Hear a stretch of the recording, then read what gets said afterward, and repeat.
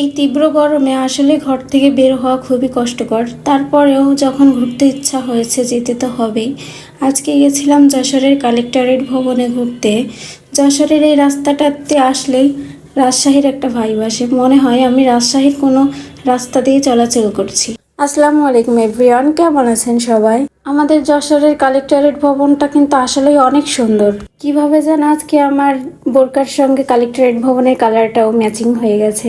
এত গরমে এখানে এসে ভাবছিলাম অনেক গরম লাগবে, কিন্তু দেখলাম না, ভালোই ঠান্ডা আছে, পরিবেশটা অনেক বেশি সুন্দর। তবে কালেক্টরেট ভবনটা কিন্তু দেখতে অনেকটা রাজশাহী কলেজের মতো, মনে হবে রাজশাহী কলেজে চলে আসছি।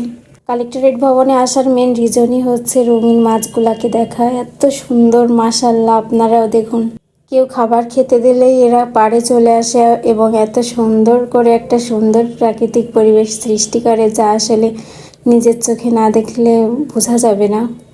আজকে আমার এই ভিডিওটা এই পর্যন্তই। সবাই কেমন লেগেছে অবশ্যই জানাবেন, এবং কালেক্টরেট ভবনে কে কে গিয়েছেন, এই মাছগুলা কে কে খাবার দিয়েছেন অবশ্যই জানাবেন। ধন্যবাদ।